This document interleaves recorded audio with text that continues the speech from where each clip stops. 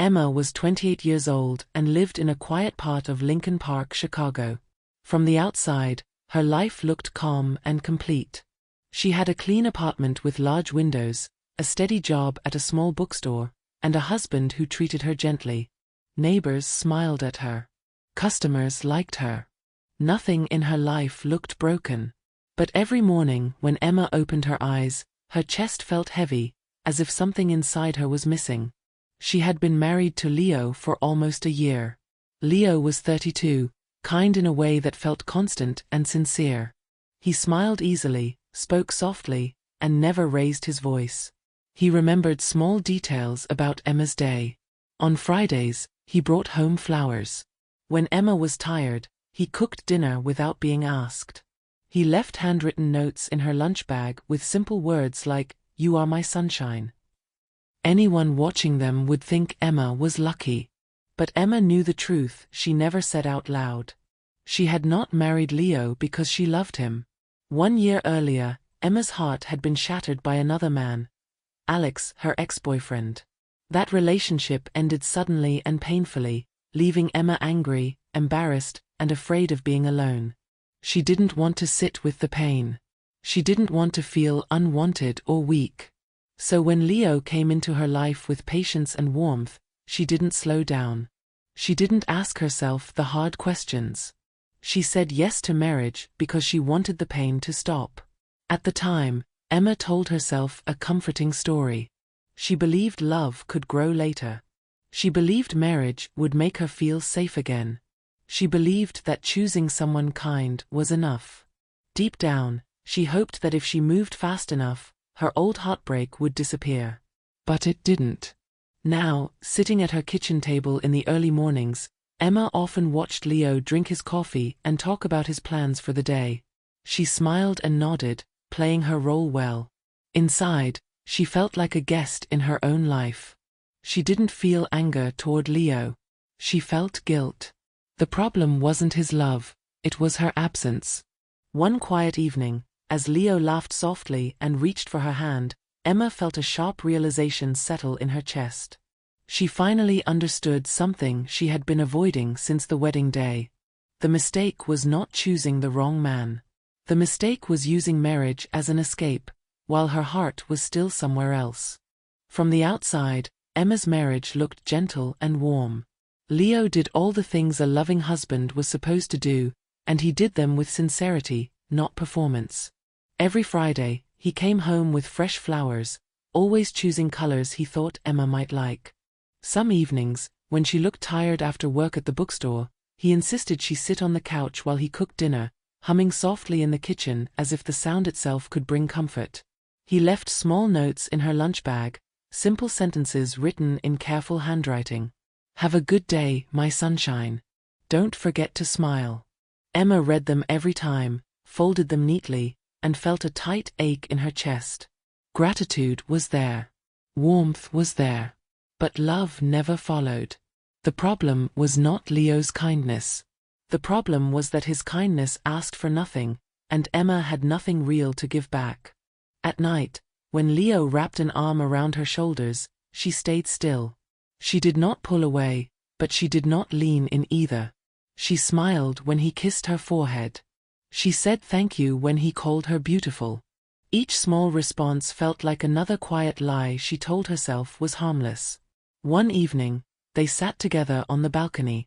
The air was warm, and the city lights flickered below them like distant stars. Leo held a cup of tea in both hands and stared into the night before turning to her with a hopeful smile. "Emma," he said gently, "I know you don't love me yet. But that's okay. Love doesn't always come fast. I believe it will grow. I can wait. My love is strong enough for both of us." His words landed softly, but they crushed her all the same. Emma nodded, because shaking her head felt cruel. Inside, her chest tightened until it was hard to breathe. He spoke with such certainty, such faith in a future she could not see. That night, Emma lay awake beside him, staring at the ceiling while Leo slept peacefully. She listened to his breathing and wondered how someone could give so much without ever asking if it was wanted. She wondered if silence was kinder than truth, or if it was slowly hurting him more. Day after day, she played her role well. She smiled at the right moments. She thanked him for every act of care. She let the world believe she was happy.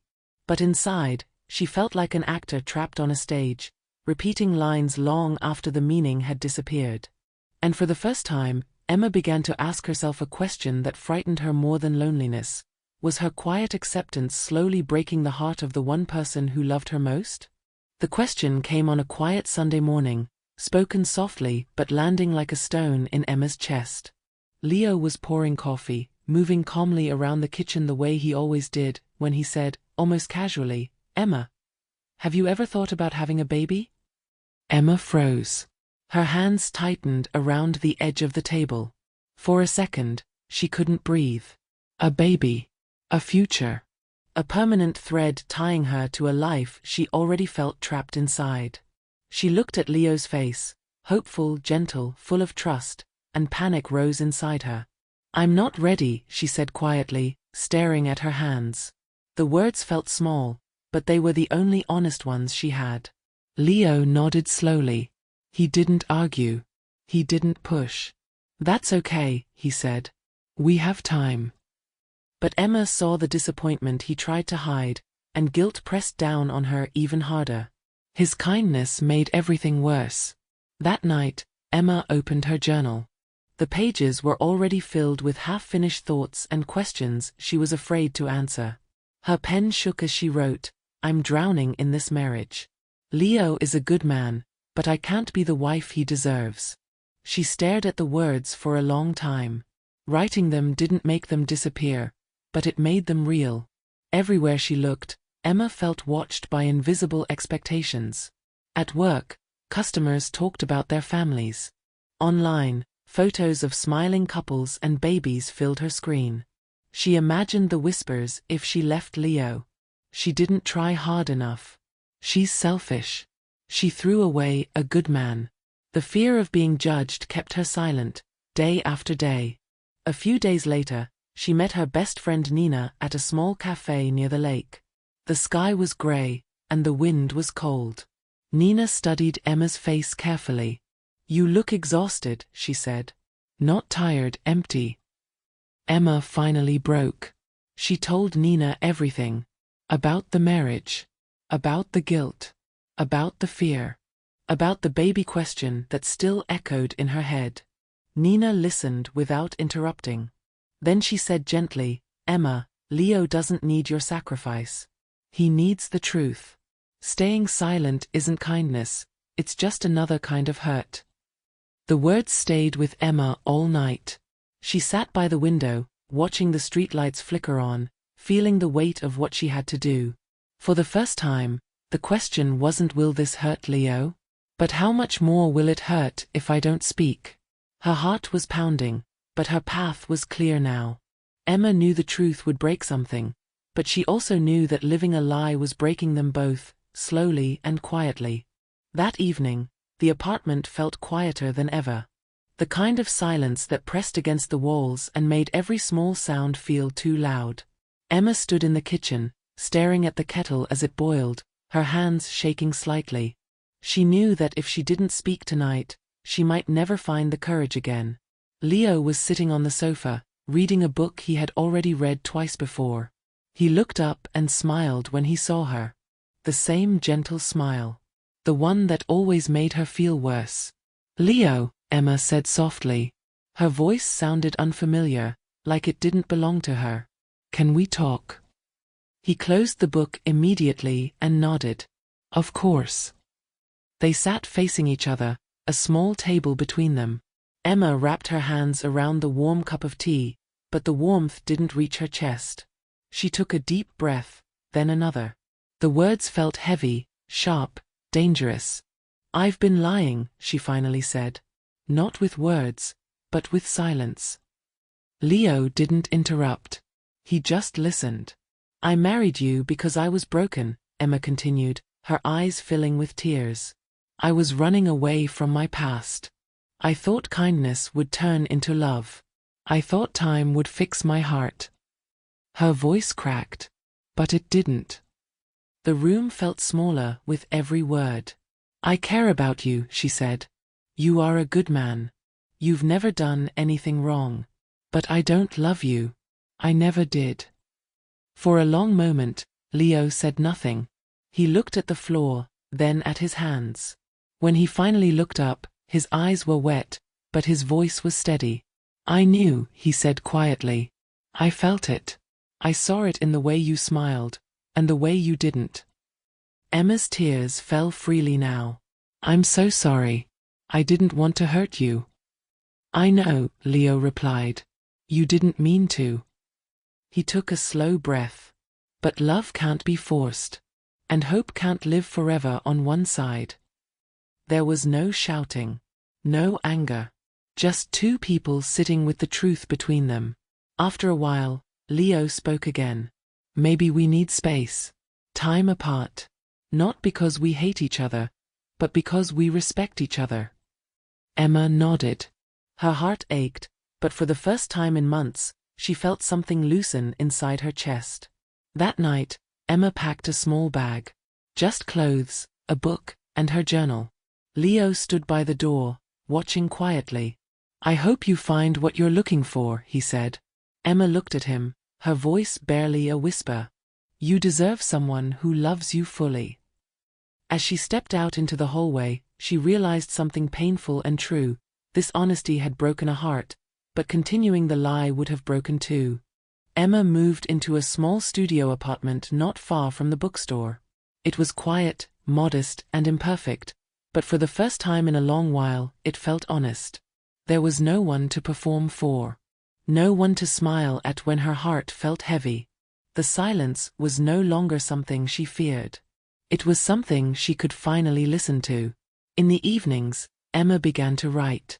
At first, it was only a few lines in a notebook, thoughts she had been too afraid to admit before. She wrote about loneliness, about guilt, about how kindness without love can still feel like a cage. Writing became a mirror. Through it, she started to understand herself, not as a wife who failed, but as a woman who had been brave enough to stop pretending. Leo and Emma spoke only a few times after the separation. Their conversations were gentle and careful, like walking around broken glass. Leo never blamed her. He never raised his voice. In one message he wrote, "I hope you're finding peace. I'm learning how to let go too." Emma read those words with tears in her eyes. His kindness did not disappear after the marriage ended, and that truth stayed with her. She often thought about how easy it would have been to stay, to choose comfort over truth, to live a life that looked right from the outside but slowly drained both of them inside. Leaving had hurt. Honesty had broken hearts. But staying would have broken something deeper, something that could never be repaired. As weeks passed, Emma felt lighter. Not happy all the time, but real. She laughed more easily. She slept better. She learned that being alone did not mean being empty. It meant having space to grow, to breathe, to become herself again. One morning, while walking through Lincoln Park, Emma paused under the tall trees and realized something simple, yet powerful. The biggest mistake of her life was not walking away from Leo. It was marrying him when her heart was already silent. She had learned that love without honesty slowly destroys both people, and that truth, even when painful, is a form of respect. Emma did not know what love would look like in the future. She did not rush to find it. For now, it was enough to live truthfully, to listen to her own voice, and to choose courage over comfort. And if someone listening to this story feels trapped in silence, afraid of hurting others by telling the truth, Emma's story carries a quiet reminder. Honesty may hurt in the moment, but it sets everyone free in the end. If this story resonated with you, take a moment to share your thoughts in the comments, and stay with us for more emotional English stories that help you practice the language through real human experiences.